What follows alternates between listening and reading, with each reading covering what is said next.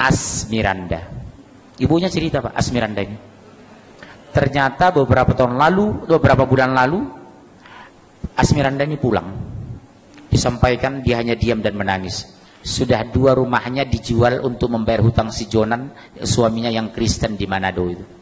Jadi dia jadi sapi perahan. Udah saya pesan sebenarnya sama keluarganya.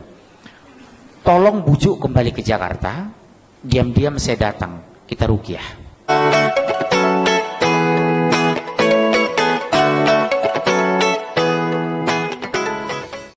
Shalom saudaraku, salam damai sejahtera di dalam kasih Kristus. Berjumpa lagi dengan saya, Didi Juli. Kita akan belajar berapologetika bersama-sama di channel ini. Kali ini saya masih melanjutkan pembahasan mengenai Ustadz Munsir Situmorang, yaitu Ustadz yang memang spesialisasinya itu tentang pewartaan bahaya pemurtatan. Karena kalau saya melihat seringkali Ustadz Munsir ini membahas tentang bahaya pemurtatan, hati-hati Bapak Ibu, anak-anak nanti dimurtadkan oleh orang-orang kafir dan lain sebagainya.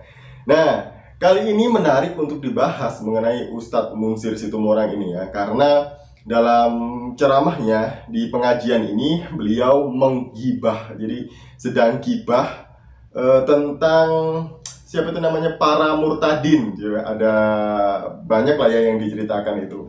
Nah, ada Pak Lukman Sardi, ada Asmiranda, dan lain sebagainya. Mari kita melihat video berikut ini. Siapa di antara yang murtad menjadi pendeta sekarang? Lis Saodah. Sekarang sedang dikader artis yang terkenal menjadi pendeta, Lukman Sardi. Asmiranda. Ibunya cerita, Pak, Asmiranda ini. Ternyata beberapa bulan lalu, Asmiranda ini pulang. Disampaikan dia hanya diam dan menangis. Sudah 2 rumahnya dijual untuk membayar hutang si Jonan, suaminya yang Kristen di Manado itu. Jadi dia jadi sapi perahan. Udah saya pesan sebenarnya sama keluarganya. Tolong bujuk kembali ke Jakarta. Diam-diam saya datang, kita ruqyah. Insya Allah bisa. Sama dengan Asmiranda. Sudah saya bujuk keluarganya. Bu, bisa nggak dibujuk Asmiranda datang lagi ke Jakarta? Saya nanti bantu dia ruqyah. Termasuk Lukman Sardi itu. Ini saya insya Allah, Pak. Pertanyaan kan sederhana. Kenapa Anda masuk Kristen? Karena Yesus. Siapa Yesus dalam pandang Anda? Sebagai Tuhan. Tolong tunjukkan di Injil mana dalil Tuhan Yesus sebagai Tuhan. Saya bawa Injil aja. Ini saya punya Injil. Silakan baca. Tidak ada satupun pernah Yesus mengaku sebagai Tuhan. Tidak pernah Yesus minta disembah sebagai Tuhan. Bunda Maria yang terdekat kepadanya tidak pernah menyembahnya. Terus mana landasan Anda menyembah Yesus? Jadi ceritanya Pak Ustadz Munsir Situmorang ini sedang menyadarkan orang tua agar anak-anaknya itu rajin pergi ke masjid mengikuti pengajian gitu ya, supaya tidak murtad. Nah, kemarin ada video Pak Ustadz Munsir Situmorang itu kalau orang murtad itu karena Indomie. Kemudian di video yang lain lagi karena orang-orang ini orang yang berpendidikan gitu. Jadi saya tidak tahu mana yang benar ya, karena Indomie atau karena orang yang berpendidikan. Ya, saya percaya bahwa setiap orang yang bertobat kemudian percaya kepada Yesus itu bukan karena Indomie, bukan karena pendidikan atau apa ya. Karena memang mereka itu dipilih secara langsung oleh Tuhan Yesus sendiri. Jadi tidak seorang pun dapat memilih Yesus kecuali Yesus sendiri yang memilih mereka. Nah, kembali ke gibahan Ustadz Munsir Situmorang tadi itu ya. Dia meminta orang tua Asmiranda untuk membujuk dia kembali ke Jakarta, termasuk Pak Lukman Sardi katanya, supaya diruqyah. Bisa diruqyah itu bisa sembuh katanya. Nah, biasanya ruqyah ini kan kalau untuk orang yang sakit, untuk orang yang kerasukan setan, kerasukan jin atau apapun itu biasanya diruqyah ya. Nah, ini ada orang percaya kepada Yesus diruqyah. Nah, emangnya bisa ngaco ini ya. Kalau Tuhan Yesus tetap memilih orang itu mau diapapun, diapain aja, mau di aniaya, mau dipukul, mau dipenjara, mau dibunuh, misalnya seperti itu ya, tidak akan pernah melepaskan imannya kepada Tuhan Yesus karena dia ada di dalam tangan Tuhan Yesus sendiri itu. Jadi seperti itu Pak Ustadz. Jadi apapun usaha manusia tidak akan bisa menjauhkan orang dari kasih Kristus, seperti yang ditulis oleh Rasul Paulus di dalam Roma 8 ayat 31 dan seterusnya. Saya akan membacakannya bagi Bapak Ibu Saudara. Sebab itu, apakah yang akan kita katakan tentang semuanya itu? Jika Allah di pihak kita, siapakah yang akan melawan kita?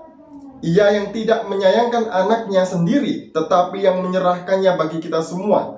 Bagaimanakah mungkin ia tidak mengaruniakan segala sesuatu kepada kita bersama-sama dengan dia? Siapakah yang akan menggugat orang-orang pilihan Allah? Allah yang telah membenarkan mereka. Siapakah yang akan menghukum mereka? Kristus Yesus yang telah mati, bahkan lebih lagi yang telah bangkit, yang juga duduk di sebelah kanan Allah, yang malah menjadi pembela bagi kita. Siapakah yang akan memisahkan kita dari kasih Kristus? Penindasan atau kesesakan atau penganiayaan atau kelaparan atau ketelanjangan atau bahaya atau pedang? Seperti ada tertulis, oleh karena engkau kami ada dalam bahaya maut sepanjang hari. Kami telah dianggap sebagai domba-domba sembelihan. Tetapi dalam semuanya itu, kita lebih daripada orang-orang yang menang oleh Dia yang telah mengasihi kita. Sebab aku yakin bahwa baik maut maupun hidup, baik malaikat-malaikat maupun pemerintah-pemerintah, baik yang ada sekarang maupun yang akan datang, atau kuasa-kuasa, baik yang di atas maupun yang di bawah, ataupun sesuatu makhluk lain, tidak akan dapat memisahkan kita dari kasih Allah yang ada dalam Kristus Yesus Tuhan kita. Jadi sekali lagi, bagaimanapun usaha manusia untuk memisahkan orang-orang percaya, bahkan dulu sejak orang-orang percaya di gereja mula-mula, mereka juga dianiaya. Kurang apa Nero menganiaya mereka itu ya, sampai mereka ditaruh di tempat di mana mereka harus diadu dengan singa, disalib terbalik, dibakar. Justru makin hari makin bertambah banyak orang yang percaya kepada Tuhan Yesus. Nah, lalu mengenai pertanyaan Ustadz Munsir Situmorang tentang di mana dalilnya dalam Bible ada Yesus mengaku bahwa Dia adalah Tuhan. Ya, saya katakan kalau itu tidak ada, Pak Ustadz. Yesus tidak pernah mengatakan bahwa Dia adalah Tuhan. Tapi orang-orang di sekitar mereka, muridnya, bahkan orang-orang lain itu mengaku bahwa Dia adalah Tuhan. Dan secara tidak langsung, apa yang dilakukan oleh Yesus itu adalah apa yang bisa dilakukan oleh Tuhan. Karena tidak satupun manusia bisa melakukan apa yang dilakukan oleh Tuhan Yesus. Jadi seperti itu ya. Sampai di sini, semoga ini dapat memberkati kita dan menambah wawasan kita dan menguatkan kita semuanya. Shalom, salam waras, Tuhan Yesus memberkati.